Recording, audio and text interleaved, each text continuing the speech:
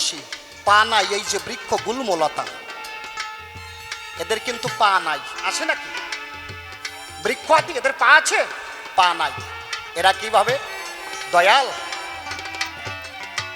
আমাকে উদ্ভিদ করে জগতে পাঠিয়েছ, কিন্তু আমাকে মানুষের মতো দুইখানা চরণ দাও নাই। যদি মানুষের মতো দুইখানা চরণ পেতাম, যেখানে মধুর হরিভক্তর সঙ্গ হয়, আমরাও প্রেমানন্দ হেঁটে হেঁটে এই ভক্ত সঙ্গ করতাম।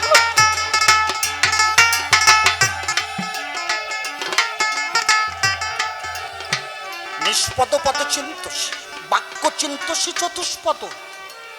চার পাকাদের, গরু ছাগল ভেড়া মহিষেদের, এরা কিভাবে? দয়াল, একটা নয় দুটো নয়, চার চারটা পা দিয়েছো, কিন্তু মানুষের মতো তো মুখে বাক্য দেও নাই, মানুষের মতো কথা বলার শক্তি দাও নাই। যদি মানুষের মতো কথা বলার শক্তি থাকতো, পরাণ ভরে দিন থাকিতে সাধুগুরু বৈষ্ণবের চরণ ধরে প্রেমানন্দ হরিগুণাগুণ কীর্তন।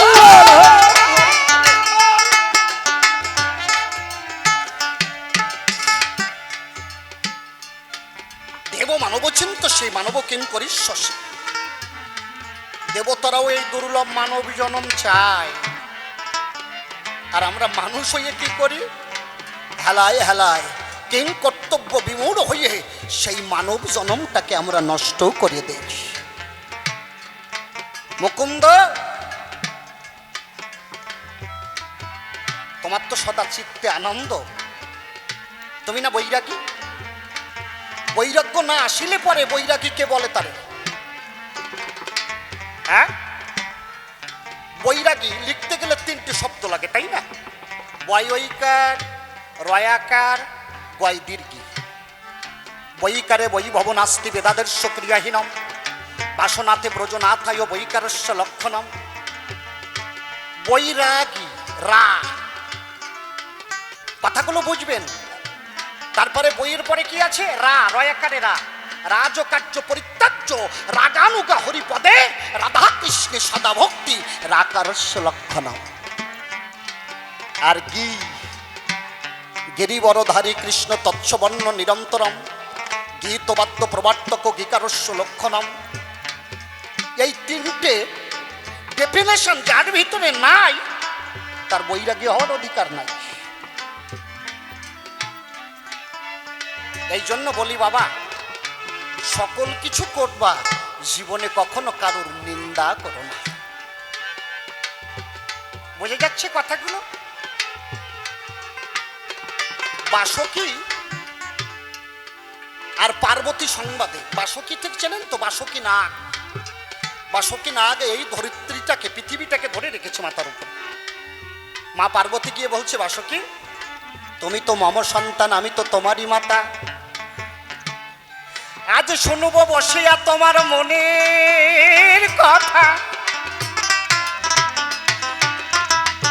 আমি তোমার কাছে তোমার মনের কথা শুনতে চাই। এই পৃথিবীর ভারটা কি তোমার কাছে বড় ভারী লাগে? বাসুকি বললেন, না মা, এই ধরিত্রী আমার কাছে ভারী লাগে না। ও, ধরিত্রী তোমার কাছে ভারী লাগে না?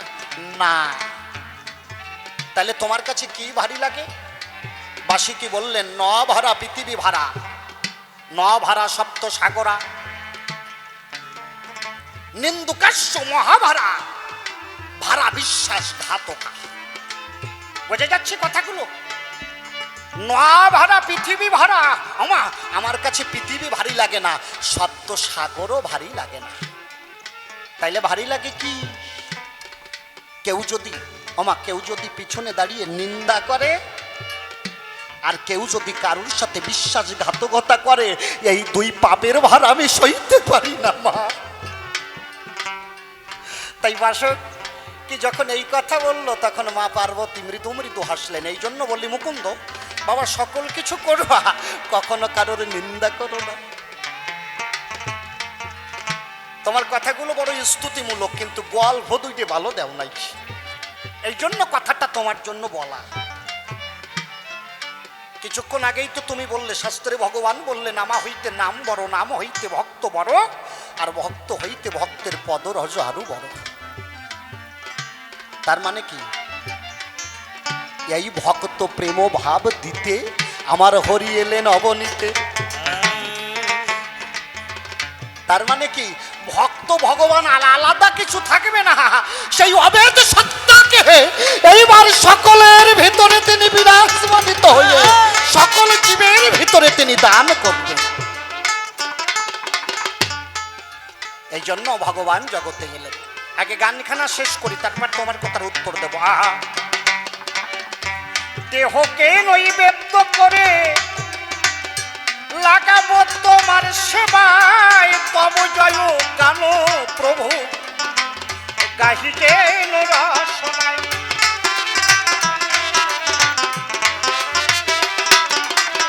আমি যেদিকে ঘুরাবো আখি সদা যেন তোমারে দেখি, যেদিকে ঘুরাবো আখি সদা যেন তোমারে দেখি। তুমি প্রভু পরাণ পাখি আমার সকল ভাবনা। সাধনা তোমার সাধনা। আমার এই গানটা রচনা করা কখন জানেন?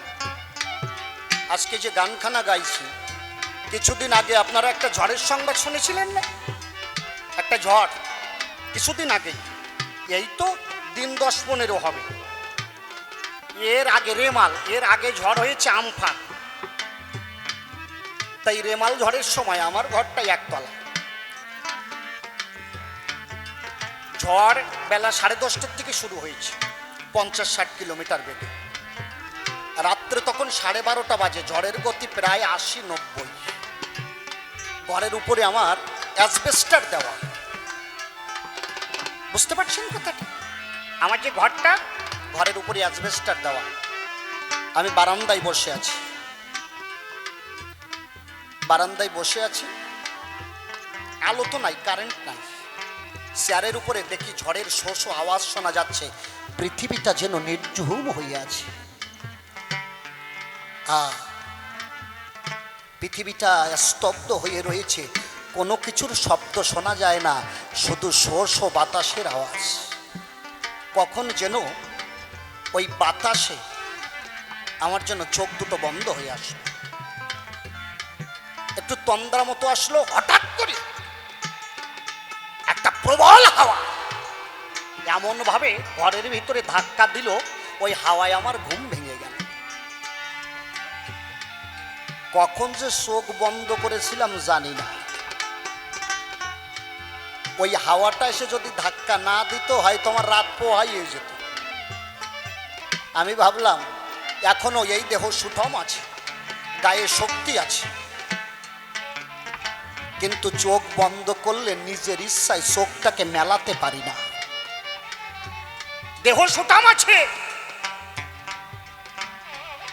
গায়ে শক্তি আছে, কিন্তু ইচ্ছা করলে এখন চোখ মেলাতে পারি না।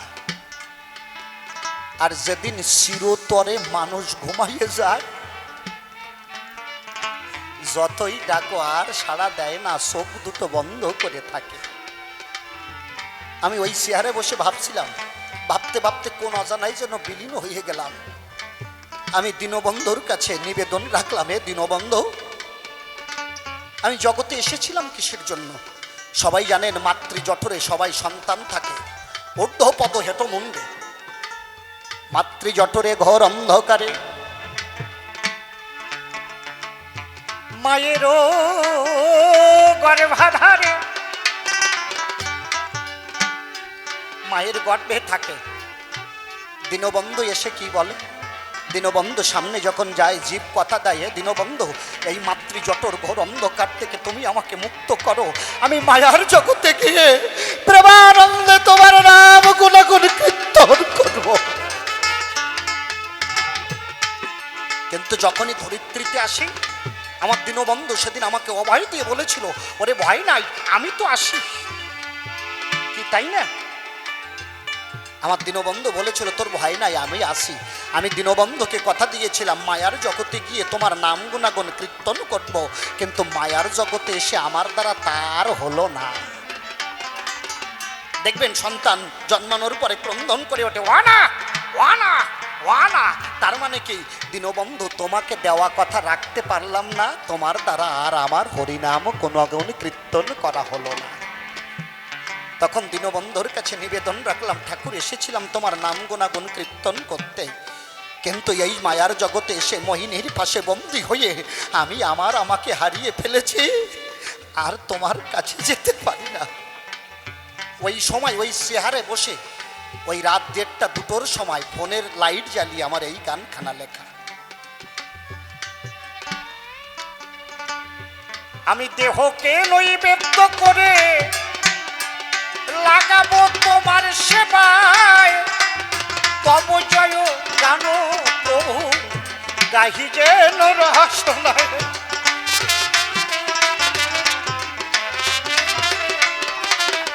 আমি যেদিকে ঘুরাবো আখি সদা যেন তোমারে দেখি, যেদিকে ঘুরাবো আখি সদা যেন তোমায় দেখি। আমি যেদিকে ঘুরাবো আখি সদা যেন তোমারে দেখি, তুমি প্রভু পরাণ পাখি আমার সকল ভাবনা। তোমার সাধনা কেমন করিব, তোমার সাধনা। আমাকে প্রশ্ন করেছে একটা, আমি পাঁচালি খুব সংক্ষিপ্ত আকারে বলবো, এই গানের ভিতরে জবাব দিচ্ছি। বলছে তুমি চৈতন্য চরিতামৃত লিখলে কি করি? প্রাগ ভাগে কোকিল ডাকে কহু রবে গেহে শোনায় মধুর কহু গান, তেমনি তোমার আশিস লবি গাইব আজ চারুণ কবি, দয়া করে এপা মোরে কৃপা করো হে ভগবান। বন্দনার বাপ করে ক্ষান্ত কবি গানের যে বৃত্তান্ত, আপনারাও জ্ঞানীবন্ত শ্রবণ করবেন, তাই বিপক্ষ বক্তায়িনী নাম ধরেছে মুকুন্দ সভাতে তিনি, আমাকে ইদানি কৃষ্ণদাস কবিরাজ করেছে কল্পনা। তবে আপনাদের কাছে করি বর্ণনা, কৃষ্ণদাস কবিরাজের ভূমিকায় কথা বলাই আমার দ্বারা সম্ভব নয়, তাই কবিরাজ মহাশয় কথা নিও। তুমি থাকো যেবা দেশে আমায় তুমি ভালোবেসে, আমার হৃদাকাশে বসে বসে তোমার কথা তুমি কইয়ে দিও। এইবার তার চরণে দিয়ে ভার কাব্য সুন্দর হতে পার মনের একান্ত আকিঞ্চন। আমার গানের ভিতরে ভুল ত্রুটি হলে পরে মার্জনা করে আপনাদের চরণে ঠাঁই দেবেন, এই তো নিবেদন। আমাকে প্রশ্ন করেছি তুমি কি করে এই চৈতন্য চরিতামৃত লিখলে? কৃষ্ণদাস কবিরাজ জন্মেছে 1750 শতাব্দে। কোথায়? বর্ধমানের শেষ প্রান্তে। আপনারা কথাগুলো শুনুন মা, লক্ষ্য করে। বর্ধমানের শেষ প্রান্তে এবং মুর্শিদাবাদের প্রারম্ভে পাশরা গ্রাম, ওইটা আগে মুর্শিদাবাদ ছিল, এখন বর্ধমানে পড়ে। এই কৃষ্ণদাস কবিরাজ আমার পয়ের যাও শোনেন দিয়ামন কৃষ্ণ নামে, সবাই পয়ারে যাও। কৃষ্ণদাস কবিরাজ আমার কৃষ্ণ নাম করে বসে বসে শোনেন যত ভক্ত না বিনোদ। ওরে গৌর হরির কথা কৃষ্ণদাস গো দেখো শ্রবণ করিল, কৃষ্ণ নামে কৃষ্ণদাস সেই দিন পাগল হয়ে গেল।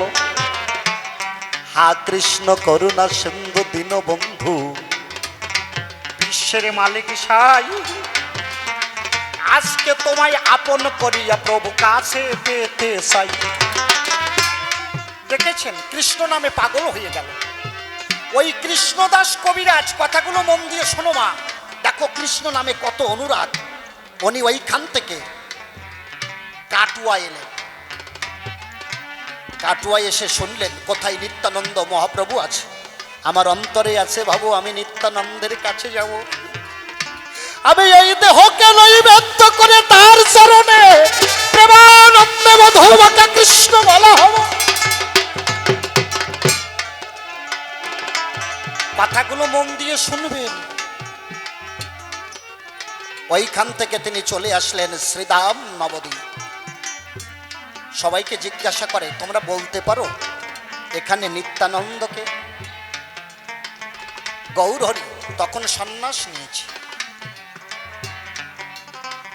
বালির স্বরে বসিয়া কৃষ্ণদাস দেখো সাধনায় বসিল, কৃষ্ণ নামে দেহ খানা তার ভাসাইয়া দিল।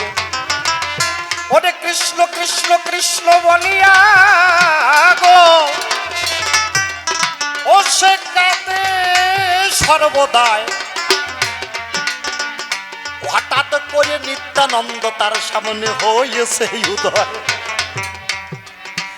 বালির চরে কৃষ্ণ বলে কাঁদতে কাঁদতে কৃষ্ণদাস কবিরাজ ওইখানে ঘুমিয়ে পড়লেন। এমন সময় স্বপ্নের ভিতরে নিত্যানন্দ মহাপ্রভু এসে সামনে দাঁড়ালো। কৃষ্ণদাস, কে? চিনতে পারছিস না? তুমি কে? আমি তোর স্বপ্নের দেবতা, তোর ধ্যানের দেবতাই, আমি তোর নিতাই। বলল, ঠাকুর করুণা হয়েছে, এসেছো যদি করুণাই হয়, আর যদি এসে থাকো আমাকে সর্বহারা ওই কৃষ্ণ নামে প্রেমানন্দ দীক্ষা দাও। দেখেন কি অপূর্ব ঘটনা। নিত্যানন্দ বলল, আজ হইতে প্রেমানন্দে কৃষ্ণ গুণ গাবি। এই কৃষ্ণ গুণ গাইলে পরে তুই কৃষ্ণ জন পাবি। আজ হইতে তুই কৃষ্ণ নাম গাবি, আর এই কৃষ্ণ নাম গাইলে সেই পরম ধন কৃষ্ণকে পাবি। এই যে ঠাকুর কৃষ্ণ নাম গাইতে বললেন, কৃষ্ণদাস কবিরাজ বলল, প্রভু আজ হইতে এই কৃষ্ণ নাম হলো আমার একমাত্র মন্ত্র, একমাত্র মহামন্ত্র এই কৃষ্ণ নাম। নিত্যানন্দ মহাপ্রভু সেই দিন বলল, শুধু কৃষ্ণ নাম গাইলে হবে না, তুমি আমার কথা এইখান থেকে বৃন্দাবনে গিয়ে বসবাস করবে। একদিন তোমার নিজের হাতে এই গৌর লীলা বিভূতি লিখন করে তোমাকে জগৎ মাঝে প্রেমানন্দে বিতরণ করতে হবে। দেখেছেন, যদি কেউ একবার অনুরাগী ভক্ত হয়ে যায় বাবা, তার আর গুরু ধরা লাগে না, গুরু এসে তার কাছে ধরা দেয়। গুরুকে বলে কোটিকে কোটি, কিন্তু শিষ্য মেলে না একটি দুটি। কোটি কোটি গুরু পাবেন, গুরু হওয়া সহজ, কিন্তু শিষ্য হওয়া অত সহজ কথা না। অনুরাগী ভক্ত হতে হবে,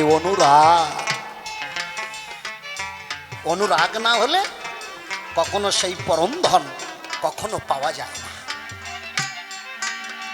দেখেছেন, বলল তোমার নিজের হাতে এই গৌর লীলা বিভূতি লিখতে হবে। ওইখান থেকে কৃষ্ণদাস কবিরাজ আমার বৃন্দাবনে গেল। হঠাৎ করে একদিন তাহার দৈব বাণী হলো, ডাক দিয়ে স্বয়ং নারায়ণ প্রভু আমার, প্রভু তারে ডাক দিয়ে কয়, এখনো তোমার চৈতন্য চরিতামৃত হয়েছে লেখারও সময়। আমি কৃষ্ণদাস কবিরাজ আমি বললাম, ঠাকুর আমি পারবো না। যে মহর্ষি বেদব্যাস নবলক্ষ গ্রন্থ লিখেছে, 18 পুরাণ লিখেছে, 5খানা বেদ লিখেছে। আপনারা আবার বলতে পারেন 5টা বেদ কি করে হলো? ঋক, সাম, যজু, অথর্ব। আর একটা বেদ ব্রহ্মবেদ, যে বেদ থাকে সাধুগুরু বৈষ্ণবের মুখে মুখে। বুঝে যাচ্ছে কথাগুলো? তিনি তার লীলা বিভূতি লিখে শেষ করতে পারলেন না, আর আমি সাধারণ মানুষ হইয়ে তার লীলা বিভূতি কেমন করে লিখব? আমার দ্বারা হবে না ঠাকুর। হঠাৎ করে কৃষ্ণদাস দেখো রাত্রিতে ঘুমাইয়ে পড়িল, আরে নৃসিংহ মূরতি হইয়ে আমার হরি তার বক্ষেতে গেল। নৃসিংহ মূরতি হইয়ে ভগবান তার বক্ষের উপরে দাঁড়ালে, যদি তুই নিজের হাতে এই গৌর লীলা বিভূতি তুই যদি না লিখন করিস, তাইলে তোকে আমি নিজের হাতে তোর বুক চিরে শেষ করে দেব। বলল ঠাকুর, আমি হলাম মূর্খ, অজ্ঞানী, অধম, পামর, আমার মতো মানুষের দ্বারা কি তোমার লীলা বিভূতি লেখা হবে? সেদিনই প্রভু ডাকে দিয়ে কয়, তোর আর তো ভয় নাই, আমি স্বয়ং তোর হস্তের কালি হব গৌর সাদ গোসাই। এই আমি থাকতে তোর ভয় কি? আমি নিজেই তোর হয়ে, তোর অস্ত হয়ে শাস্ত্র লিখে দেব, আর বাগবানী স্বয়ং তোর কণ্ঠেতে বসিবে। এই প্রেমানন্দে দেখো এই শাস্ত্র লিখন করে দেবে। দেখেছেন? এইবার আমি শাস্ত্র লেখা শুরু করলাম। গৌর আদেশে মনের হরিষে করলাম শাস্ত্রের লিখন। এইবার শাস্ত্রখানা যাচাই করিতে আমি করব যে প্রেরণ। তৎকালীন সময় বৈষ্ণব সমাজের শ্রেষ্ঠ পণ্ডিতের ভিতরে জীব গোস্বামী একজন। তিনি যদি কোনো শাস্ত্রের মান্যতা দিতেন তবে সেই শাস্ত্র সমাজে প্রতিষ্ঠিত হতো, তা না হলে নয়। জীব গোস্বামীর কাছে যখন শাস্ত্র পাঠাইয়ে দেওয়া হলো, জীব গোস্বামী শাস্ত্রখানা দেখো পড়িতে লাগিল।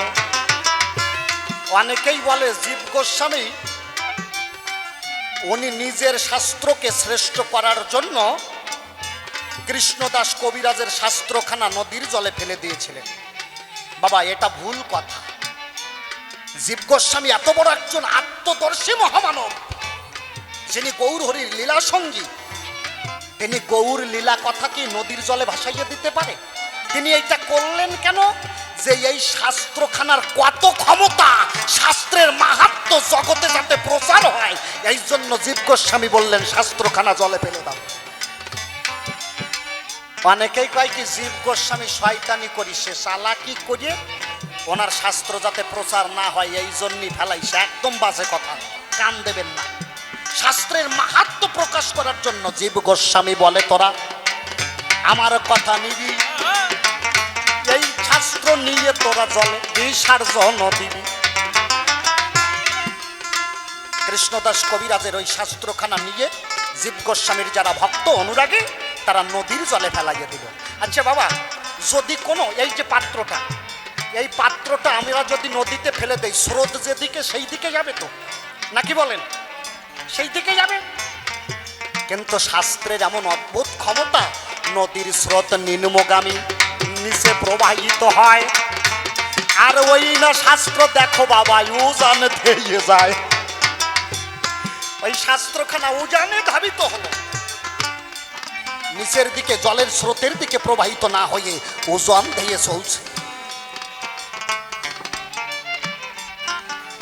আমি সেদিন মনের দুঃখে বললাম, এত কষ্টে প্রভুর আদেশে একখানা শাস্ত্র লিখলাম, আর সেই শাস্ত্র কিনা জগতে প্রতিষ্ঠা পেল না। আমার অন্তরে আসে, ভাবো আমি আমার এই দেহখানা নদীর জলে বিসর্জন দেব। কাঁদিতে কাঁদিতে নদীর বুকে গো যমুনা বক্ষে যায়, প্রাণেতে আর বাজব না আমি ভাবিছি। এমন সময় আমার মুকুন্দ দাস গো, ও দেখো আমার কাছে এলো, ডাক দিয়ে আমার কাছে মুকুন্দ বলিতে লাগিল, বাবা তুমি কি করো? আমি বললাম, আমি আমার এই জীবন রাখবো না। কেন? আমি গৌরের আদেশে যে শাস্ত্রখানা লিখন করেছিলাম, তুমি তো জানো না, সেই শাস্ত্রখানা গঙ্গা বক্ষে নিক্ষেপ করা হয়েছে। মুকুন্দ দাস বলল, বাবা তুমি চিন্তা করো না, এই শাস্ত্র তুমি মুখে বলেছো আর আমি নিজের হাতে লিখেছি। এই যে চৈতন্য চরিতামৃত বক্তাকে কৃষ্ণদাস কবিরাজ, আর লিখন করল কে? স্বয়ং মুকুন্দ দাস। মুকুন্দ দাসের শ্রুতি এত ভালো ছিল, বলল বাবা তুমি যা যা বলেছিলে আমার সব মনে আছে। তুমি চিন্তা করো না, বই ফেলাই গেছে তাতে কি হয়েছে, অঞ্চলে আসে ভাবো। তোমার ওই যে কথা আগে বলেছিলে আমার সব মনে আছে, আমি নতুন করিয়ে আবার চৈতন্য চরিতামৃত লিখে দেব। এইবার তুমি মুকুন্দ দাস আমার কথার জবাব দাও। আমি তো লিখেছিলাম গৌর হরির আদেশে, নিত্যানন্দের আদেশে। যে বই সাগর বক্ষে নদীর জলে যমুনার জলে ফেলে দেওয়া হলো, সেই বই, অত বড় একটা বই মানুষ হাজারবার পড়ে মনে রাখতে পারে না, আর তুমি একবার শ্রবণ করিয়ে পুনরায় আবার সেই চৈতন্য চরিতামৃত কোন শক্তির জোরে লিখন করলে পরের আসরে সেটার জবাব দাও। অভিজ্ঞান আজকে দুইজন মিলিয়েই গাবো নাকি? হ্যাঁ, কি কথা বোঝা যাচ্ছে? ওইখান থেকে শাস্ত্র যখন নদীতে ফেলাইয়া দিল, জীব গোস্বামীর শিষ্যগণ সবাই হতবাক হইল। জীব গোস্বামীর শিষ্যরা বলছে, বাবা যে বই নদীতে ফেলাইয়া দিলে নষ্ট করার জন্য, সেই বই উজানে চলে। জীব গোস্বামী বলল, বই তুলে নিয়ে এসো। ছোট বইখানা এনে গ্রন্থাগারে সব থেকে হাজার হাজার পুস্তক, সব থেকে নিচে ওই পুস্তকখানা রাখা হলো, যাতে পুস্তকটা ওপরে না ওঠে। পরের দিন যুগ গোস্বামী এক ভক্তকে বললেন, যাও তো আমার গ্রন্থাগারে সব থেকে প্রথমে যে পুস্তকটা আছে ওই পুস্তকটা নিয়ে এসো, আমি পাঠ করব। ভক্ত গিয়ে অবাক হলো, শোনেন দিয়ামন, ওই চৈতন্য চরিতামৃত দেখে উপরেতে আসে গো। তখন ভক্তরাও অবাক হয়ে গেল যে এই বই ছিল সব থেকে তলায়, সেই বই উপরে আসলো কি করে? জীব গোস্বামীকে বলল, বাবা যে বই তুমি তলায় অবহেলা করে ঢোকাইয়ে রাখতে বলেছিলে, সেই বই দেখি সমস্ত গ্রন্থের প্রথমে। জীব গোস্বামী বলল, ওই তো দেখেছিস আমার গৌর প্রেমের কত মাহাত্ম, এই তো পরম সত্য চৈতন্য চরিতামৃত। জগৎ মাঝে যাবে, আরে সেই অমৃত সোতা জগৎ জীবে যখন পান যে করিবে, ওরে গৌর কথাই অমৃত বারতা গো। ও যদি কেউ সেই অমৃত একবার খায়, ওরে চিদানন্দে প্রেমানন্দে সেজন রাধা কৃষ্ণের যুগল মিলন পায়। আরে কি আনন্দ, কি আনন্দ, অমৃত সদা পেল একবারে চাঁদ বদনে প্রেমানন্দে সবাই হরি হরি বলে। এই তো তোমার প্রশ্নের জবাব দিলাম আমি গো, তুমি শোনো এমন। প্রথম প্রশ্নের জবাব দিলাম আমি সবারই সদন। তারপরে পাঁচালির ভিতরে কিছু আলোচনা করি, তারপরে আবার ওদের একটু বিশ্রামের দরকার আছে। নেও, আমি দেহকে নৈবেদ্য করে লাগাবো তোমার সেবায়, তব জয় গান প্রভু গাহি যেন রসনায়।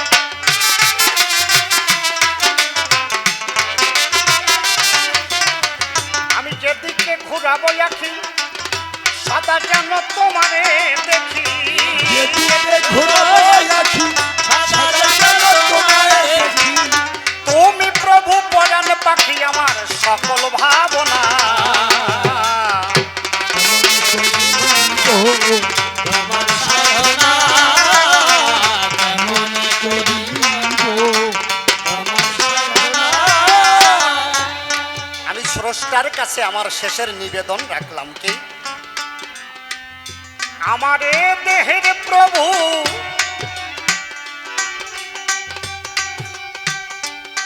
হবে যেদিন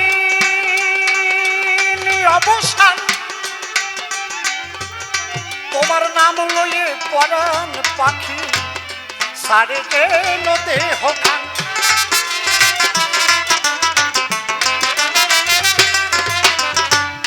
দীনবন্ধুর কাছে আমার বিশেষ কিছু চাওয়ার নেই।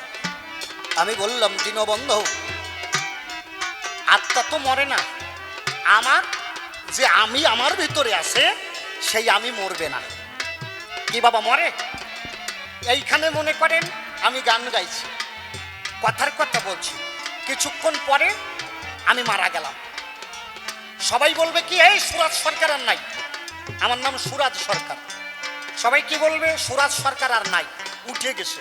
আচ্ছা, যে আমি গান গাচ্ছিলাম, আমার হাত পড়িয়ে আছে, আমার চোখ পড়িয়ে আছে, আমার নাক পড়িয়ে আছে, আমার দেহটাই পড়িয়ে আছে, তাইলে আমার ভিতরে কে নাই? এত যে আমার আমার করো, আমার কে? হ্যাঁ, মাতব্বরি যতক্ষণ আমার দেহের ভিতরে আমার মানুষটা আছে, যতক্ষণ যেদিন সেই মানুষ রতন চলে যাবে সেদিন আর কোনো কিছুতে কাজ হবে না। তাই দীনবন্ধুকে কি নিবেদন রাখলাম? আমার এ দেহের প্রভু হবে যেদিন অবসান, নাম লয়ে পরাণ পাখি সারে যেন দেহ খান। সৌরাজ বলে হেমর প্রিয় তুমি আমার পারের কান্ডারি হয়। বলে জগবন্ধু তুমি আমার কান্ডারি হলো। সৌরাজ বলে হেমর প্রিয় তুমি পারের কান্ডারি হয়। সৌরাজ বলে বন্ধু তুমি কান্ডারি হলো। সৌরাজ বলে হেমর প্রিয় তুমি আমার পারের কান্ডারি হয়। তোমার চরণ পাশে জায়গা দিও এই তো বাসনা। তোমার সাধনা তোমার সাধনা। জ্ঞানী জপ কেন আমি চৈতন্য চরিতামৃত করিলাম লিখন, তার যত কথা সকলে দিলাম বক্তৃতা। আপনারা অভিজ্ঞ শ্রোতা এক এক করে অনুধাবন করেছেন ধর্মরাজ সভায়। এইবার ডাক দিয়ে বলে মোরে, ভগবান নন্দসুত আসলো নাকি এইবার গৌর হয়ে অবতারে? আবার ভাগবতেতে সেজন দেখো করিল দর্শন। আমার কথাগুলো একটু লক্ষ্য দিয়ে করবেন শ্রবণ। কি ভাগবতে লেখা আছে, আমার মুকুন্দ দাসের দেখা আছে। ডাক দিয়ে বলে আমার কাছে, সেখানে ভগবান ডাক দিয়ে বললেন তাই আমি ব্রজ ছেড়ে জীবনে কোনো দিন যাই নাই, আমি সর্বদা ব্রজে করি বাস। তাইলে তুমি আমার কথা লবে, আমার একটু জবাব দিয়ে বুঝাইয়ে দেবে কেন গৌর হয়ে এইবার আসলো পিত বাস? এই তো জবাব, এই তো প্রশ্ন নাকি? তোমার কথা যেটা বলেছো বাবা, ওইটা একদম খারাপ বলো নাই। তোমার কাছে করি বর্ণনা, তুমি যে কথা বললে ভগবান বৃন্দাবন ছেড়ে যায় না, ওইটাই ঠিক। এইবার গৌর হয়ে কেন আসলো সেইটা আপনাদের কাছে বলা ভালো। ভগবান সর্বদা ব্রজে করেন বাস, সেই কথা সবার সাকাশ এবার জবাব করব দান, আপনারাও শুনবেন যত ভক্ত জ্ঞানবান। ভগবান সর্বদা ব্রজে বাস করে। ব্রজ শব্দের অর্থ বৃন্দাবন।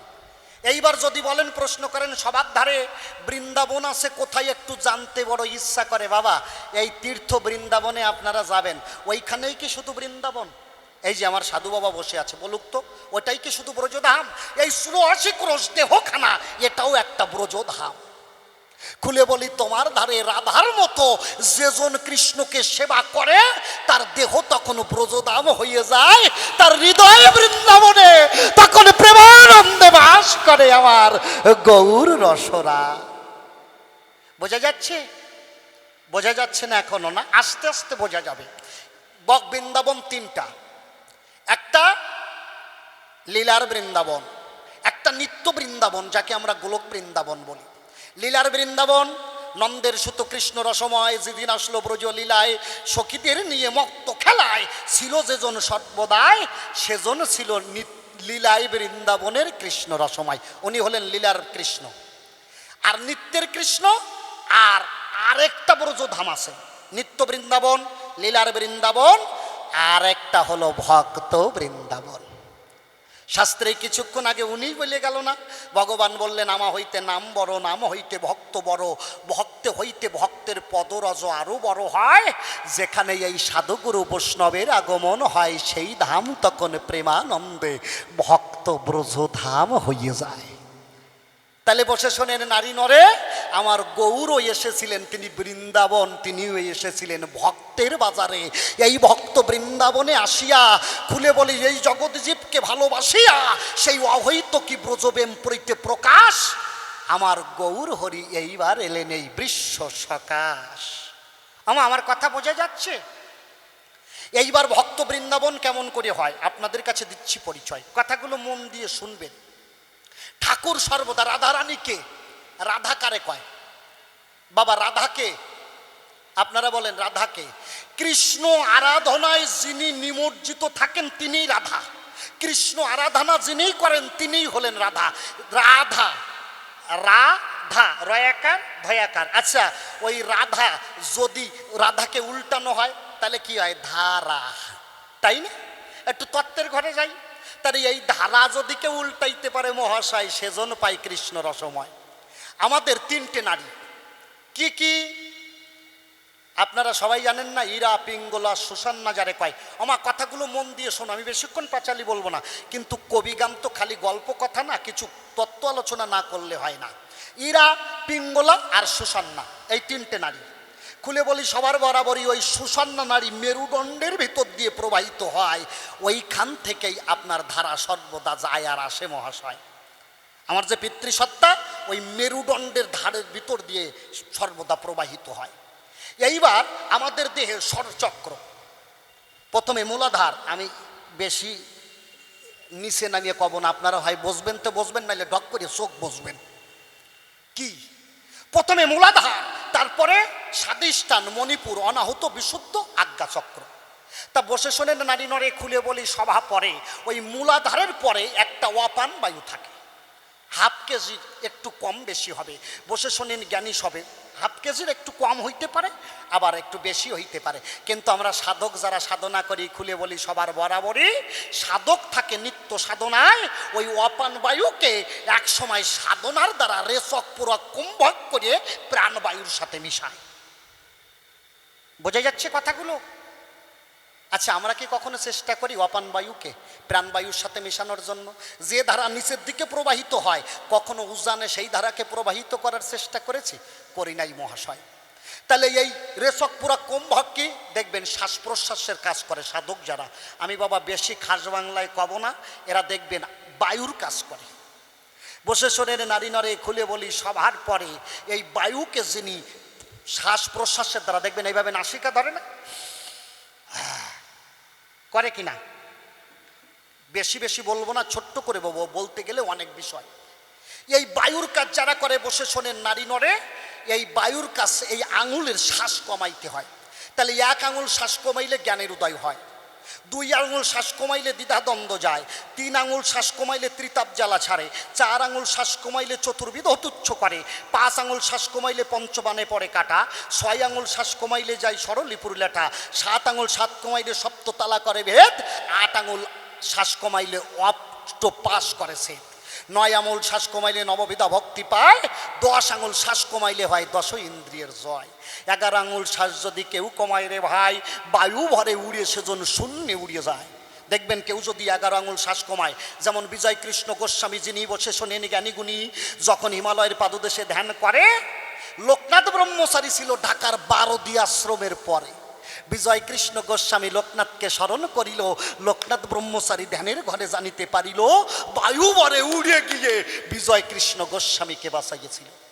আর এই 11 আঙুল শ্বাস কমাইলে তাহলে সেজন শূন্যে উড়ে যায়। আগে কুম্ভ মেলা হতো না বাবা, কুম্ভ মেলায় সাধুরা আসতো কিভাবে? উড়ে উড়ে আসতো না সাধুরা। আর যদি কেউ 12 আঙুল শ্বাস কমায় মহাশয়, তখন এই জীবাত্মার পরমাত্মা একাকার হয়ে শীত দর্পণে মানস কন্দরে মানুষ আয়নায় সেজন্য প্রেমানন্দে রাধা কৃষ্ণের যুগল মিলন দেখতে পায়। তাহলে আমরা কি কখনো চেষ্টা করি এই অপান বায়ুকে প্রাণবায়ুর সাথে মেশানোর? বাইরে থাকে রাধাকুণ্ড, রাইরে থাকে শ্যামকুণ্ড। কথা আমার নয় কভণ্ড, আপনারাও জ্ঞানীগুণী করবে না কর্ণন। যখন ওই ধারা নিচের দিকে যে জল প্রবাহিত হয়, ওই জল যদি কেউ একবার উপরে নিতে পারে মহাশয়, দিদালার পরপরে সেকাই কৃষ্ণ বাস করে। এইখানেই নীল যমুনা রয়, ওই যমুনায় কদম্ব বৃক্ষে ললিতা বিশোকা চম্পকলকা সুদেবী অষ্টসখী থাকে কৃষ্ণ পাহারায়। তখন সখীরা কি হবে? সখীরা তখন মঞ্জুরি হবে। মঞ্জুরি মানে কি? যিনি মন জুড়িয়া থাকেন, যারা বাধা হয়ে থাকে ওরা তখন দ্বার খুলে দেয়, তখন এই জীব গিয়ে শিবের ঘরে প্রেমানন্দে রাধা কৃষ্ণের যুগল মিলন দেখিবারে পায়। বোঝা যাচ্ছে? এই হলো সাধনার স্তর। তাহলে এইভাবে সাধনা করে কে? বসে শোনেন সুধী সয়। এইভাবে সাধনার ঘরে থাকলে তখন তার দেহখানা নিত্য কৃষ্ণের সাথে মিলন হয়ে এই দেহখানা তখন ব্রজভূমি হয়ে যায়। প্রমাণ কোথায়? তাহলে গৌর কল গৌর কেন কৃষ্ণ হয়ে জগনীতে এলো? বসে শোনেন জ্ঞানী দল। আমার কথাগুলো আপনারা মন দিয়ে শুনিবেন সবাই। একদিন রাধারানী যিনি নিকুঞ্জ বনে কৃষ্ণের উরুর উপরে, কথাটা বড় ভাইটিয়াল, যারা বাড়ি যাচ্ছে যাক, আপনারা যারা থাকবেন কথাটা শোনেন। আমি এই কথার পরে আবার গান গাবো, গানের সুরে সুরে আবার জবাব দেব। আপনারা একটু ধৈর্য ধরে বসেন। আমি জানি যে সুরের ভিতরে বললে পরে মানুষ বড় গান ভালোবাসে, গান থইয়ে কেউ আর কি, তাই দে যারা যাচ্ছে তারা যাক, আপনারা একটু বসেন। তাহলে শ্রীমতী রাধারানী যিনি, বসে শোনেন জ্ঞানী গুণী, কৃষ্ণের উরুর উপরে মাথা দিয়ে তিনি রাধারানী তখন ঘুমান্ত অবস্থায়। বসে শোনেন নারী নরে খুলে বলি সভা পরে, ওই রাধারানীর কপালের পরে একটা নীলকান্ত মণি রয়। নীলকান্ত মণি আপনারা চেনেন সবাই? নীলকান্ত মণিটা খানিকটা দর্পণের ন্যায়। দর্পণ মানে কি মা জানো? দর্পণ মানে কি? আয়না। ওই নীলকান্ত মণিখানা খানিকটা আয়নার মতো দেখিতে। খুলে বলি সবার সাক্ষাতে কৃষ্ণের নজর যখন ওই নীলকান্ত মণির দিকে গেল, কৃষ্ণ ওই মণির ভিতরে নিজের রূপখানা দেখিবারে পেল। কৃষ্ণ ভাবলো তাই তো, আমি এত কালো। দেখবেন মানুষ যতই সুন্দর হোক না কেন, মদনমোহন কৃষ্ণ যার রূপে জগৎ মোহিত হয়, সেই কৃষ্ণ বলছে আমি এত কালো। এর কারণ কি? আপনারা দেখবেন নিজের চেহারা যতই ভালো হোক, আয়নায় মুখ দেখবেন নিজের চেহারার পাল্টায় না। এটা ব্যাপার না? কৃষ্ণের ঠিক তেমন অবস্থা। কৃষ্ণের নিজের মুখখানা করে দর্শন, কৃষ্ণের মন হলো উচাটন। আই তো আমি এত কালো, আর রাধারানীর রূপে জগৎখানা করেছে আলো। তাহলে রাধারানী আমাকে কি দেখে ভালোবেসেছে? খুলে বলি আপনাদিকের কাছে, কৃষ্ণ ভাবিছে হিয়ায় অন্তরে আছে, ভাবো আমিও একটু রাধার মতো ভক্ত বা ভক্তা হব, আমি একটু আমাকে করবার সাধন। তাই আমি কি হব? এইবার ভক্ত হব, রাধার মতো ভক্ত হব। কিন্তু ভক্ত হতে গেলে তো ভক্তির প্রয়োজন। ভগবানের কাছে সর্বৈশ্বর্য আছে, শ্রী শ্রেয় বৈরাগ্য ইত্যাকারে সর্বৈশ্বর্য কৃষ্ণের ভিতরে রয়, কিন্তু কৃষ্ণের ভিতরে ভক্তি ধন নাই মহাশয়। বলল ভক্তি ধন পাই কোথায়? রাধা তো ঘুমান্ত অবস্থায়। কৃষ্ণ তখন যত ভক্ত ছিল, নারদ, ব্যাস, ব্রহ্মা, বিষ্ণু, মহেশ্বর, দেবতা, কিন্নর, সবাইকে আহ্বান করিল। সবাই মিলে কৃষ্ণের কাছে এলো। বসে শোনেন জ্ঞানী দল। কৃষ্ণ সবাইকে বলল তোমরা আমার কথা লবে, আমি একটু ভক্ত হয়ে এইবার পরের লীলায় যাব, তোমরা আমাকে কেউ একটু ভক্তিধন ভিক্ষা দেবে? নারদ কয় ভগবান তুমি কও কি? এই এক শালাও তোমার বিনা স্বার্থে কেউ ভালোবাসে না। ভালোবাসা দুই প্রকার, একটা হয়তো কি ভালোবাসা, আর একটা অহৈতো কি ভালোবাসা। ভালোবাসা বড় সর্বনাশা। আপনারা জানেন সুধী চয়, মানুষ শুধু ভালোবাসে আর ঠাকুরের কাছে চায় কি, তাই না? দেখেন হয়তো কি ভালোবাসা কারে কয়? ঠাকুর আমার মায়ের পেটে ব্যথা হয়েছে, সাইডে দাও, সামনে বছর এসে 1 কুইন্টাল বাতাসা দেবানে। দেখেছেন ভালোবাসা? দেখছেন? আরেকজন এসে কি কয়? ঠাকুর ছেলেটা যদি চাকরি পায়, সামনে বছর 5,001 টাকা মন্দিরে দান করব, চাওয়া আছে। আর হয়তো কি ভালোবাসা কি?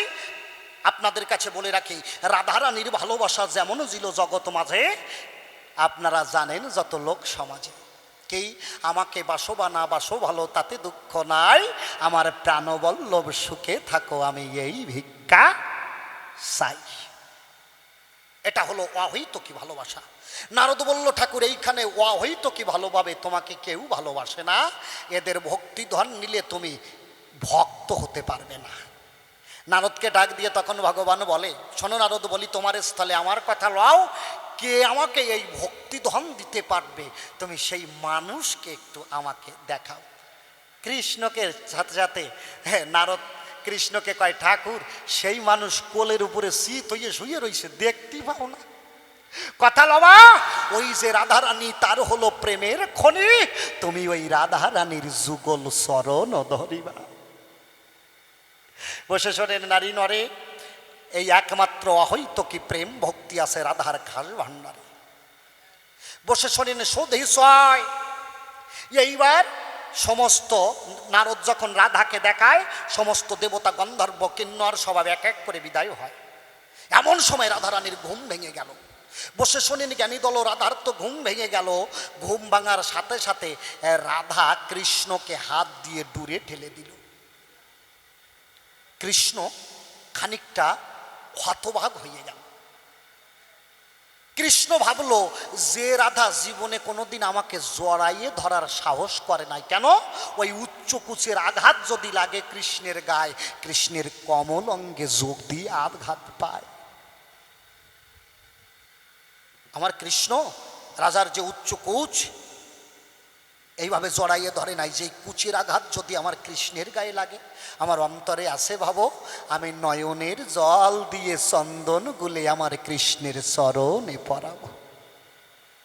দেখেছেন অহৈতুকী ভালোবাসা। সেই রাধা কেন আজকে আমাকে ঠেলে দিল? রাধা সাথে সাথে কৃষ্ণকে বলল, ঠাকুর চরণ ধরে করি মানা, আজ হইতে তুমি আর আমাকে স্পর্শ করো না। কেন? বলল আমি দ্বিচারিণী হয়ে গেছি কিনা। কৃষ্ণ বলে তুমি বলো কি? বলল হ্যাঁ ঠাকুর, আমি দ্বিচারিণী হয়ে গেছি। কৃষ্ণ বলল মূল কারণটা কি আমার কাছে বলো দেখি।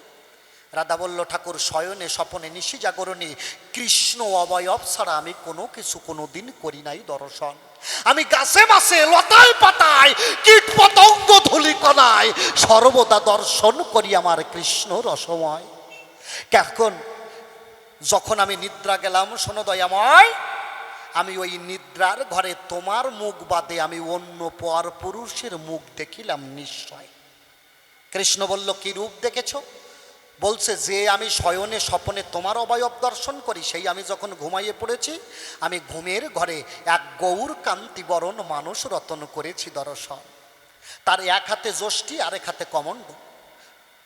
খুলে বলি তোমার ধারে সেই মানুষ মাথায় চৈতন্য রাখিয়া জীবের দ্বারে দ্বারে ঘোরে আর মধুর কৃষ্ণ নাম বিতরণ করে, তার গৌর কান্তি বরণ হয় আজ অনুলম্বিত বাহু, সে যেন সর্বদা কৃষ্ণ বলে কৃষ্ণ নামে নয়ন জলে বুক ভাষায়।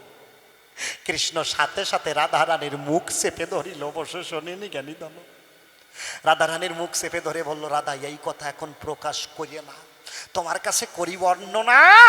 ওই মানুষ আর কেহ না, ওই মানুষ স্বয়ং আমি। তা আমাকে, কৃষ্ণ ছিল কালো রূপ, বলল আমার এই কালো রূপ ত্যাগ করে খুলে বলি তোমার ধারে যদি যেতে হয় পরের লাল লীলার ভিতরে, তাহলে আমার অন্তরে আছে ভাবো তোমার ওই ভাব কান্তি বিলাস আমি ভিক্ষা লব। কথা লও, তোমার ওই ভাবকান্তি বিলাস আমাকে ভিক্ষা দাও। রাধা বললেন দেব না। দেবে না? না দেব না। কেন দেবে না? রাধা বলল ঠাকুর শোনো তুমি রসময়, যখন কৃষ্ণ প্রেমের হিল্লোল ওঠে মম হৃদয়, তখন আমি পাথর দেখি না, কাটা দেখি না, জঙ্গল দেখি না, সেখানে গড়াগড়ি যায় শ্রীমতী রাধায়। যখন তোমার এই কৃষ্ণ প্রেমের হিল্লোল উঠবে হিয়ায়, শোনো কৃষ্ণ রসময়, তখন তুমি তোমার ওই দেহটাকে আর ধরে রাখতে পারবে না। তোমার ওই দেহ সোনার অঙ্গ ধুলায় গড়াগড়ি যাবে আর ওই পাথরের আঘাত তোমার গায়ে লাগিবে। আমি রাধা হয়ে তো তোমাকে আঘাত লাগিতে দিতে পারি না। কৃষ্ণ বলল তুমি তো জানো না, এই যে যতবার জগতে এসেছি কখনো দুইজন এক হয়ে যাই নাই, কিন্তু কলিতে ভক্ত ভগবান এক হয়ে না গেলে কলির জীবকে উদ্ধার করা যাবে না। অন্তরে আছে ভাবো তুমি আমি একত্তরে এইবার দুইজন মিলে যাব। রাধা বলল ঠাকুর তাইলে একটা কথা আছে। কি? অন্তরঙ্গে থাকবে তুমি কৃষ্ণ রসময়, বাহির অঙ্গে থাকবো আমি শ্রীমতী রাধায়। আমার অন্তরে আছে ভাবো তুমি যখন গৌর হয়ে ধোলাই গড়াগড়ি যাবে, তোমার বহির অঙ্গে থেকে তোমার ওই সমস্ত আঘাত আমি আমার নিজের গায়ে লব। দেখেছেন কথাটা কোথায়? বসে শোনেন নারী নরে, খুলে বলি সভা পরে। এইবার রাধার চরণের পরে কৃষ্ণ কি বলেছিল আপনারা দেখবেন, গীত গোবিন্দে আছে। খুলে বলি আপনাদিকের কাছে, রাধার চরণে দাস্তখত দিয়ে কৃষ্ণ কি বলেছিল? স্বর গরল খণ্ডনাম মম শিরসি মণ্ডনাম দেহি পদপল্লব মুদারাম। স্বর গরল খণ্ডনাম, আমার এই কামরূপী দেহটাকে তুমি নির্বাপন করো। স্বরগরল খণ্ডনাম, আমার কাম কামনাকে তুমি দূরীভূত করো তোমার ওই শীতল প্রেমের পরশ দ্বারা। মম শিরসি মণ্ডনাম, আমার এই মাথাখানা তুমি পূজার মন্দির তৈরি করো। দেহি পদপল্লব মোদরাম, তোমার ওই চরণখানি আমার মস্তকে রাখো। অন্তরে আসে ভাবো তুমি আমি মিলে দুই হাত মিলে এক হব। বসে শোনেন সুধী সয়, এইবার ভক্ত ভগবান দুইজন মিলে এইবার আসলো সোনার নদিয়ায়। যেইখানে ভক্ত বৃন্দাবনে নাম সংকীর্তন হয়, সেই ভক্ত বৃন্দাবনে আসিয়া সেই ব্রজের কৃষ্ণ রসময় সর্বদা কৃষ্ণ নামে বসে থাকে প্রেমানন্দে এই কলির জীবকে সেই বিশুদ্ধ প্রেম ভক্তি দেয়। কি বোঝা যাচ্ছে আমার কথা? হ্যাঁ, গল্পটা এসে গেছে কব। আপনারা কি কন কব? খারাপ ভাববেন না তো? আমার এমন কিন্তু কষ্ট যে কও পরে কতি পারবেন না যে কিনা। শোনেন, একজনের নাম জব্বার, ওর গায়ে হয়েছে দারুণ জ্বর। ডাক্তারের কাছে গেছে, মুসলমান সম্প্রদায়ের মানুষ, ডাক্তারের কাছে গেছে। ও বাবা আমার 30 নম্বর ছেলে। এই দাও হাসিয়ে পড়ে।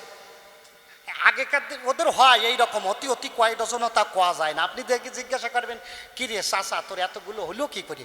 কবে আল্লাহ দেশটা করবো কি, আল্লাহ দেশটা করবো কি। ওকে জন্য আল্লাহ, ছেলে পুলে জন্য আল্লাহর প্রোডাক্ট। এমন ওই 30 নম্বর ছেলে জব্বর, বাবার জন্মে তো স্কুলে যায় নাই, অশিক্ষিত মূর্খ। বাবার জন্মে তো স্কুলে যাই নাই, ইংরেজি তো বোঝে না, আর কঠিন বাংলার মানে খোঁজ করে পায় না। ডাক্তারের কাছে গেছে, ডাক্তার বাবু কি? কয় আমার মারাত্মক জ্বর। ডাক্তার কয় ঠিক আছে, জ্বর হয়েছে? কয় হয়। কয় তাহলে ওষুধ দাও। কি ওষুধ দেবে? ডাক্তার দেখে ঠান্ডা জ্বর, ডাক্তার ওষুধ লিখছে, এই যে ঠান্ডার ওষুধ মন্টেক এলসি, এইটা দিনে 2 বার খাবা। গ্যাসের ওষুধ প্যান্ডি, এইটা দিনে 1 বার খাবা। অ্যান্টিবায়োটিক এজিথ্রোমাইসিন, এইটা দিনে 1 বার খাবা। আর এই প্যারাসিটামলটা সব সময় খাবা না, তোমার গায়ে ঠান্ডার জন্য জ্বর জ্বর মনে হচ্ছে, আসলে বেশি জ্বর না, এটা একটু বিবেচনা করিয়ে খাবা। ও তো বাড়ি চলে গেছে, যাইয়ে ওই ওষুধ নিয়ে বইছে। ঠান্ডার ওষুধ 2 বার, গ্যাসের ওষুধ 1 বার, অ্যান্টিবায়োটিক 1 বার, আর ওই প্যারাসিটামল খাতি কইছে বিবেচনা করি। ও মনে মনে কয় শালা বিবেচনা কারে কয়? ও আর ওই বিবেচনা মানে কি খোঁজ করে পাচ্ছে না। ওর পাশে ওর এক চাচা ছিল, ওই চাচার নাম হচ্ছে হেকমাতুল্লাহ হেবাদুল্লাহ খা। ওই চাচাও এলাকার বলদা মাতব্বার, 2-1 গ্রামে থাকে না গাড়িও মার্কা বুড়ো, ও চাচা আছে তার একটা জম্মের গাড়ু। ওই চাচার ধারে যাইয়ে কয় চাচা, কয় কি? কয় এই যে কথা কই হাসা, ডাক্তার ওষুধ লিখছে, ঠান্ডার ওষুধ 2 বার, গ্যাসের ওষুধ 1 বার, অ্যান্টিবায়োটিক 1 বার, আর এই যে প্যারাসিটামল বিবেচনা করে খাতি কইছে। বিবেচনা মানে কি? চাচা কয় তো সহজ ব্যাপার, বুঝলি না? কয় কি? কয় বিবি মানে কি? এই দাও আমা, বিবি মানে কি? মুসলমানরা কয় বিবি, আমরা কই বউ। কয় কেন চাচা বিবি মানে বউ? কয় তালি সোনা মানে কি? এই দাও আসিয়ে পড়ে।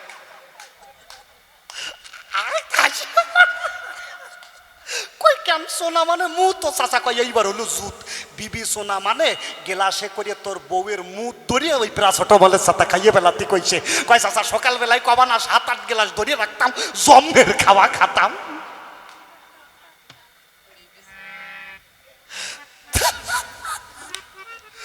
বুঝলি? যাকে যাক, কথা নেবা তুমি একটু বিবেচনা করি। অপার হতে যারা সাথে এসেছিল, তারা চলে গেছে যে যা আপন দেশে। ও আমি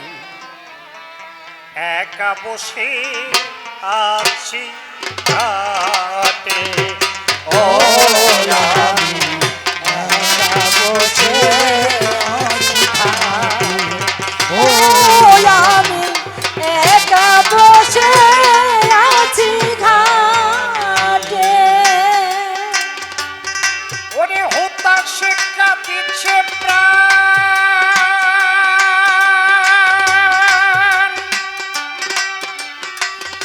বসে একাকী দিবাকর বসিল ওই পাটে।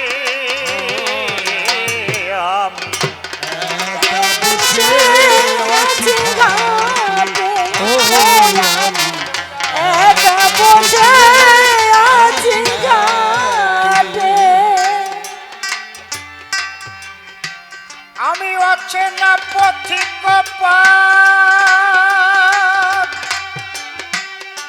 পাই না খুঁজে, আমি কোথা হতে এসেছি পাই না বুঝে। অচেনা পথিক পথ পাই না খুঁজে, কোথা হতে এসেছি পাই না বুঝে। আমি অচেনা পথিক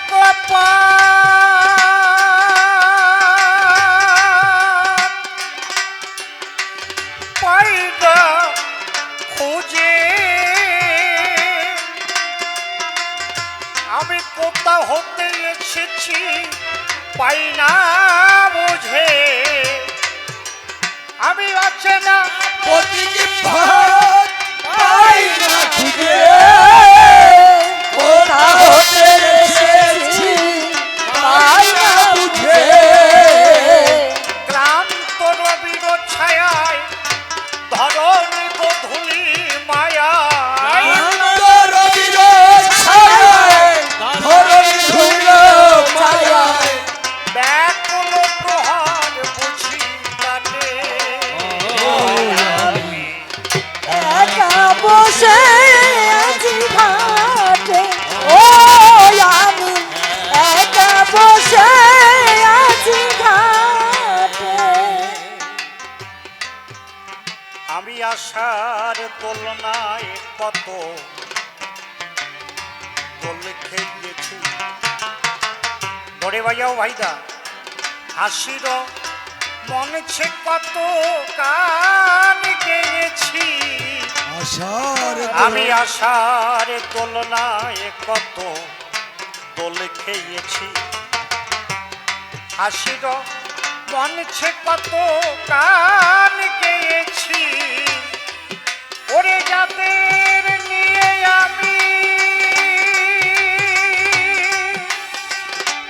আমি খেলেছি খেলা, আমি বিলায়ে ছিল কত সুরের মেলা। খেলেছি খেলা, মিলিয়েছিল কত সুরের মেলা। ওরে যাদের নিয়ে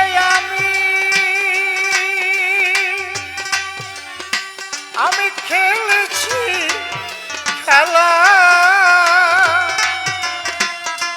আমি মিলাইয়েছিল কত সুরের মেলা। যাদের সাথে আমি খেলেছি খেলা, মিলিয়েছিল কত সুখের মেলা। আমার কি হতে কি যে হলো, কে যে কোথা চলে গেল। কি হতে কি হলো, কে চলে গেল। সারা পাই না মাথা ফুটে। একা বসে আছি ঘাটে, ও আমি একা বসে আছি ঘাটে। যাদের স্মরণে যে দেশ হইত আকুল, কথা সেই কবি গুরু রাজেন্দ্র লোক। ওরে যাদের স্মরণে যে দেশ হইত আকুল, কথা সেই কবি গুরু রাজেন্দ্র লোক। ওরে কালের খেয়াল কে কোথা চলে গেছে হায়, কথা সে প্রাণের কবি নিশিও চলে গেল হায়, কোথা সেই প্রাণের কবি নিশিও যায়। ওরে কালের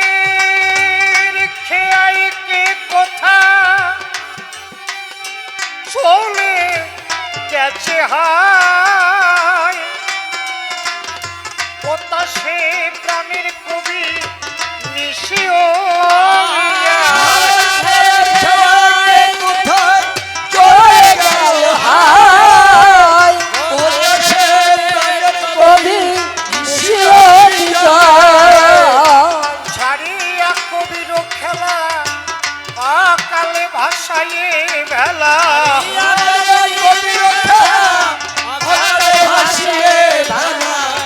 রসিক চলিয়া গেল বটে একা বসে আছি ঘাটে ও আমি একা বসে আছি ঘাটে পাগল কবি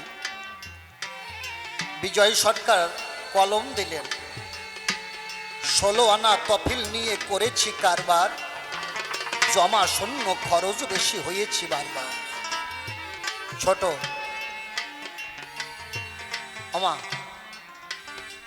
আমরা সবাই 16 আনা তফিল নিয়ে জগতে এসেছিলাম এই আসরে এমন কোনো মানুষ আছে যে তার সাথী হারায় নাই আছে একজন আমরা কেউ না কেউ আমার সাথীকে হারিয়ে ফেলেছি অনেকেই তার প্রিয় বন্ধুকে হারিয়েছে অনেকেই ভ্রাতা হারিয়েছে ভগ্নী হারিয়েছে সবাই আমরা এক এক করে সাথী হারিয়েছি তেমনি আমরা 16 আনা তফিল নিয়ে জগতে এসেছিলাম দুটো ভালো চোখ দুটো ভালো নাসিকা দুটো ভালো কর্ণ সুন্দর একটা অবয়ব দুটো ভালো হস্ত দুটো ভালো পা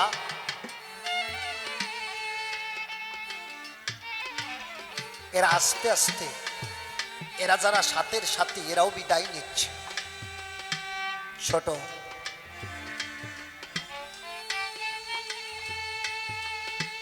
অর্গান কমাও ভলিউম কমাও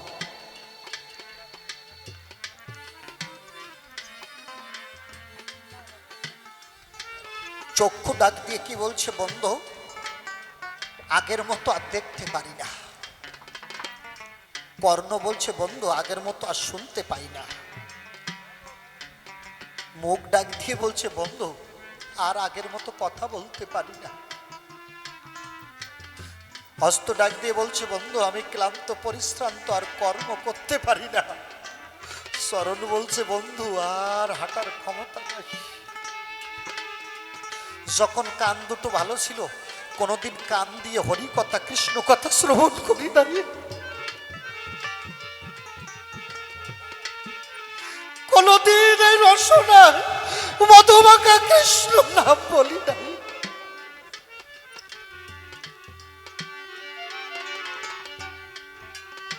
চরণ দিয়ে হেঁটে হেঁটে আজকে এই বাড়িটাতে ভাগবত হচ্ছে হরিবাসর হচ্ছে কোনোদিন হরিবাসর করি কোনদিন এই চরণে হেঁটে গিয়ে প্রেমানন্দে ভক্ত সঙ্গ করি না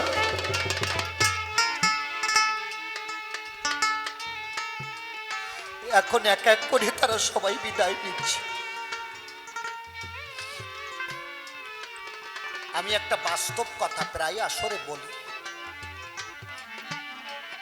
আমি একবার মাছদিয়া স্বর্ণখালি গানে গিয়েছিলাম মতুয়াদের গান আসলে এরকম ঘটি আমার এই বৃদ্ধা মায়ের মতো এক মা ওই খুঁটি হেলান দিয়ে বসে আছে গান প্রায় শেষ আমি মিলন গাইব আমার ওই বৃদ্ধা মা এসে আমাকে জড়িয়ে ধরেছি 10টা টাকা সেফটি পিন দিয়ে আমার বুকে মেরে দিয়ে বলছে বাবা গান তো শেষ হয়ে গেল একটা হরি সঙ্গীত গাও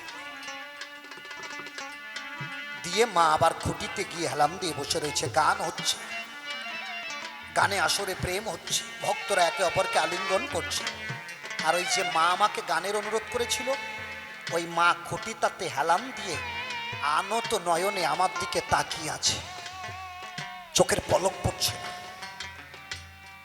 তা আমি ভাবলাম সবাই আমাকে আলিঙ্গন করছে যে মা আমাকে অনুরোধ করলো তিনি কেন আলিঙ্গন করে না আমি আস্তে করে আসর থেকে নেমে গেলাম। নেমে গিয়ে ওই মাকে জড়িয়ে ধরেছি। যেই জড়িয়ে ধরতে গেছে আমার হাতের স্পর্শ পেয়ে সপাং করে মাটিতে পড়ে গেল। লোকজন সবাই ছুটে এসেছে। পড়ে গেল মহিলাটা। এসে সবাই হাতের 4টে ছেলে, সব হায়ার এডুকেটেড, উচ্চ শিক্ষিত, চাকরি বাকরি করে। একটা ছেলের ভিতরে ডক্টর। হাত ধরে দেখলো মার নেই। কখন যে হরি কথা কৃষ্ণ কথা শ্রবণ করতে করতে ওই মধুর কৃষ্ণ নামের ভিতরে তার প্রাণ পাখি প্রেমানন্দে তার দেশে পাড়ি ধরেছে।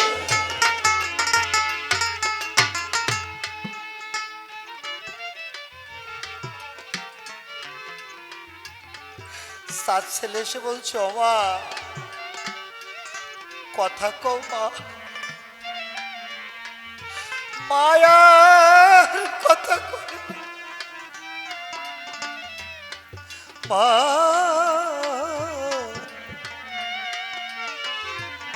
জগত জননী। আমা গর্ভধারিণী, একবার কথা কও। ওর বাবা এসে ছেলেগুলোকে বুকে জড়িয়ে ধরেছি। জড়িয়ে ধরে বলছে, তোমরা তোমার মাকে ডেকো না খোকা। কেন? বলছে, তোমার মার মতো বড় ভাগ্যবতী জগতে কেউ না।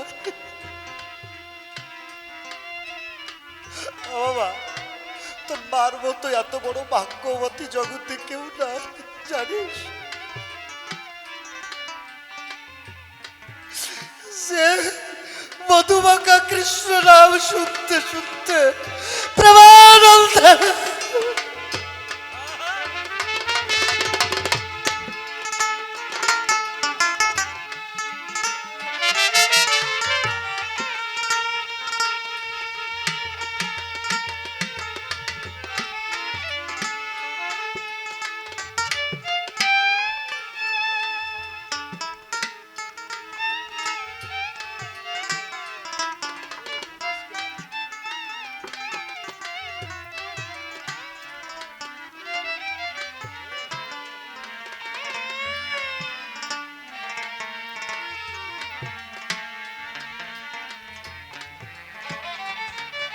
বাবা,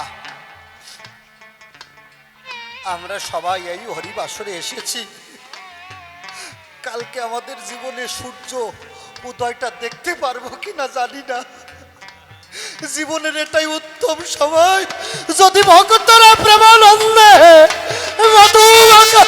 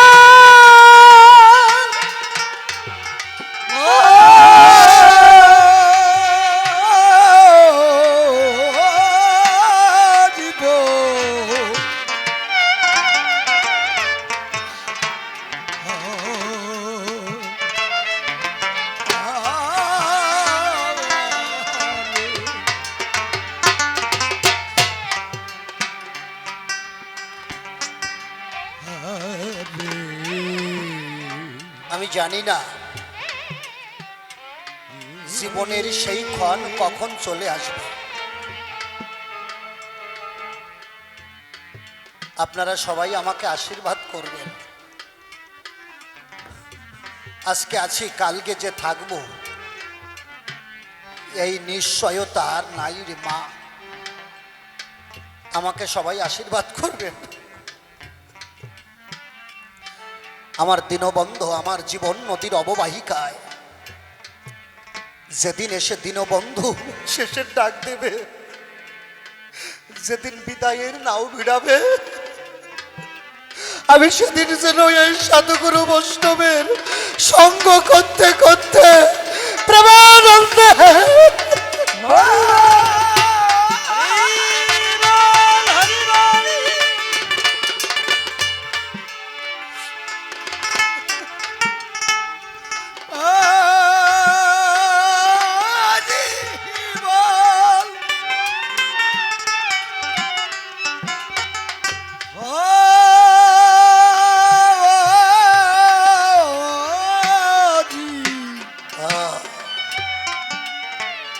জ্ঞান অনাদি সরকার তার গানের শেষের কলি দিলেন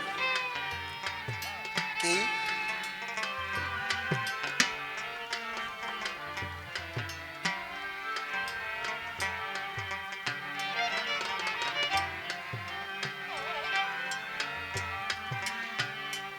আমি জীবন খাতার পাতায় কি যে লিখি চাই, কিছু তার মুছে গেছে, কিছু মনে না।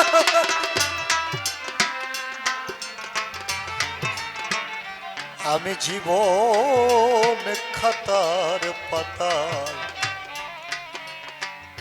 কি যে লিখি চাই, কিছু তার মুছে গেছে, কিছু মনে না। আমি উলটিয়া দেখি পাতা, আমার স্বামী যেন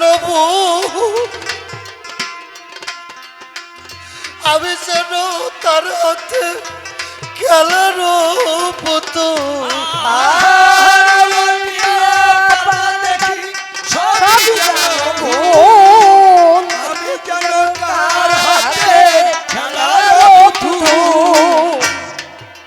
জীবন খাতার পাতা উল্টাইয়ে দেখি জীবন ভরে যা করেছি সব ভুল।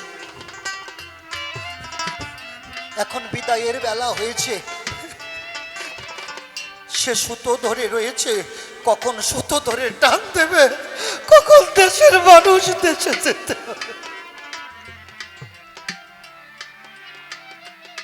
তাই কবি কি গাইলেন, আমি জীবন খাতার পাতায় কি যে লিখি চাই, ওরে কিছু তার মুছে গেছে, কিছু মনে নাই। আমি উলটিয়া দেখি পাতা,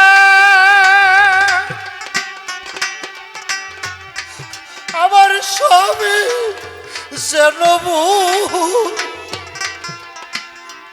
আমি যেন তার হাতে খেলার পুতুল।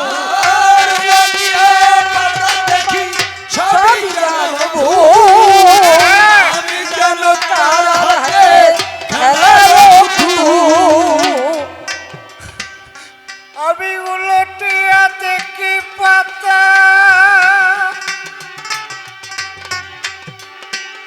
আমার স্বামী যেন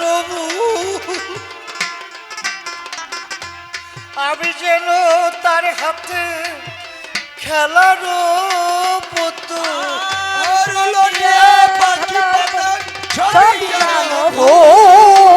আমি যেন তার হাতে এখন বেতনার ঝুলি কাঁদে, ওই দিন অনাদি বসে কাঁদে, বেদনার ঝুলি কাঁদে, বিমারি বসে কাঁদে। ওরে বেতন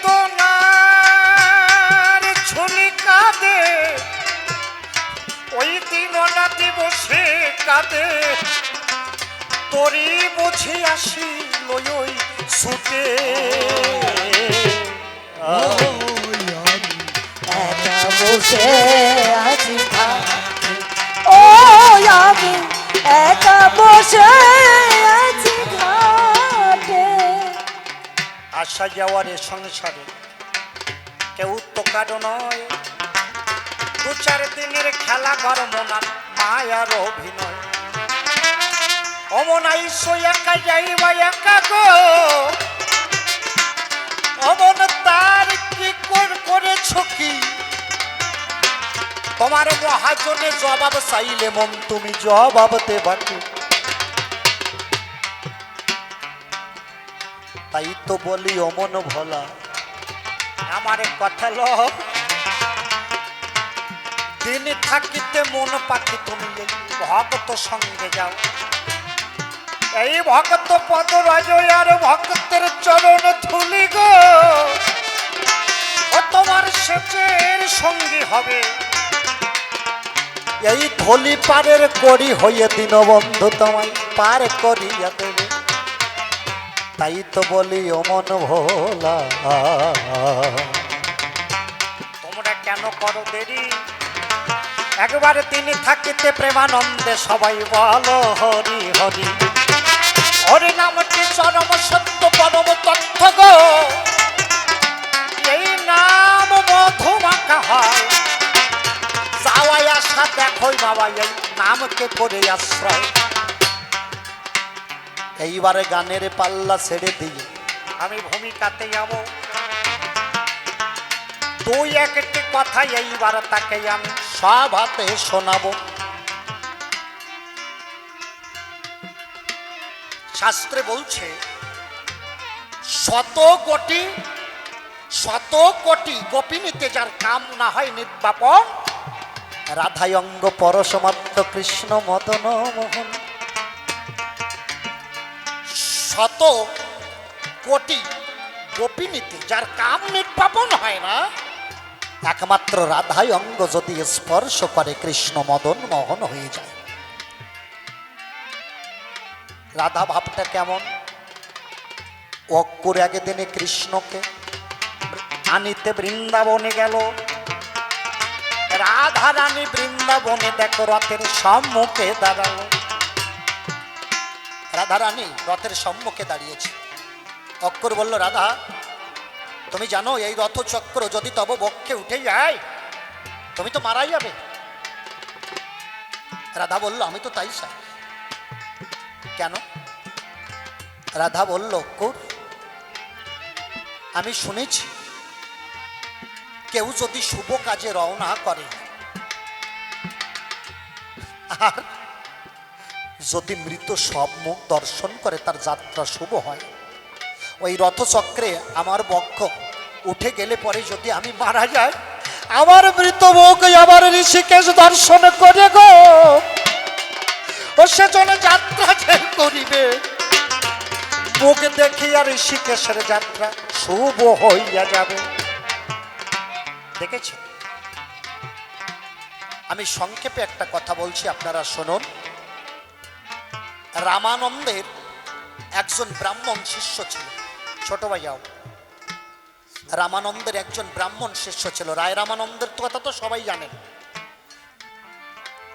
সাধ্য সাধন তত্ত্ব আলোচনা হয়েছিল যে রামানন্দের সঙ্গে মহাপ্রভু মূলত এই সাধ্য সাধন তত্ত্ব দুইজনের সাথে আলোচনা করেছিলেন। এক তপন মিশ্র, বাংলাদেশে গিয়ে তপন মিশ্রের সাথে সর্বপ্রথম সাধ্য সাধন তত্ত্ব আলোচনা হয়। তারপরে হলো রামানন্দের কাছে। আমরা রামানন্দের খবর রাখি, তপন মিশ্রের খবর আমরা কেউ তেমন রাখি না। ওইটাই বিশেষ করে শাস্ত্রে উল্লেখ আছে। তাই এই যে মহাপ্রভু এই রামানন্দের একজন শিষ্য ছেলে ছিল, ব্রাহ্মণ। ব্রাহ্মণ হইয়া বণিকের ধন ভিক্ষা যে করিল, কুপিত হয়ে রামানন্দ তাকে অভিশাপ দিল। ব্রাহ্মণ হয়ে সে সন্ন্যাসী হলো। এক বণিক সমুদ্র পথে বাণিজ্য করে যাচ্ছিল, সে ওই রামানন্দের শিষ্য ব্রাহ্মণ ছেলেকে কিছু ধন দৌলত দান করে। সেই ধন দৌলত ওই ব্রাহ্মণের ছেলে যখন রামানন্দের চরণে অর্পণ করে, রামানন্দ বলে, তুমি সন্ন্যাসী হয়ে বিষয়ের বিষয় গ্রহণ করেছ, ব্রাহ্মণ হয়ে তোমার মনের কপটতা, আমার অভিশাপে তুমি রাত্রে মারা যাবে, তোমার পরের জন্মে যাইয়েছে আমার কুলে জন্ম হবে, আমার অভিশাপে তুমি মারা যাবে। আর মারা যাওয়ার পরে তোমার এই সামারের মতো আচরণ, পরের জন্মে তুমি সামার কুলে জন্মগ্রহণ করবে, মানে মুসির ঘরে। বুঝে যাচ্ছে কথাগুলো? ছোট মুসির ঘরে তোমার জন্ম হবে। তাই হ্যাঁ, আর এই যে তুমি ব্রাহ্মণ হয়ে তোমার মোটের কপটতা, একদিন এই কপট ব্রাহ্মণ, যারা প্রকৃত ব্রাহ্মণ নয়, এই কপট ব্রাহ্মণ হবে তোমার মরার কারণ। বাবা, আসরে যদি কোনো ব্রাহ্মণ থাকেন, আমি তাকে ছোট করছি না, মানে কপট ব্রাহ্মণ যারা, যাদের মনে ছল চাতুরি, আমি তাদের উদ্দেশ্য কথাগুলো বলা, কেউ আমার কথায় আঘাত পাবেন না। রামানন্দের ছেলে, ব্রাহ্মণ শিষ্য ছেলে বলল, গুরুদেব তব বাক্য শিরোধার্য। গুরু কারে কয়? গোকারস্য অন্ধকার সাথে রুকারস্তে ইচ্ছতে অজন ধ্বংসকং ব্রহ্ম গুরুরেব ন সংশয়। গু শব্দের অর্থ অন্ধকার, রু শব্দের অর্থ আলো। গুরু শব্দের অর্থ যিনি তোমার দেহ চিত্ত গুয়ের অন্ধকারকে দূরীভূত করে আলোর পথ দেখান, তিনিই হলেন গুরু। বুঝে যাচ্ছে কথা?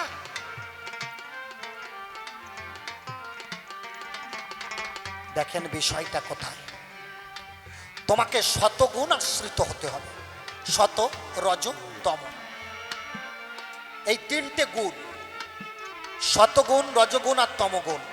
যদি মানুষ একবার শতগুণের অধিকারী হয়, বাবা কথাগুলো মন দিয়ে শুনবেন, শতগুণের অধিকারী হলে সে মানুষ আর এই অবিদ্যার সংসারে থাকে না, সে তখন পরম বিদ্যার সংসারী করে, দীনবন্ধুর সংসারের সংসারী হয়। এই সংসারটা হলো অবিদ্যা। এখানে যাহা কিছু দেখছেন সব কিছু ক্ষণস্থায়ী, কিছু দীর্ঘস্থায়ী নয়, কিন্তু একমাত্র আমি আর আমার ব্রহ্ম, এই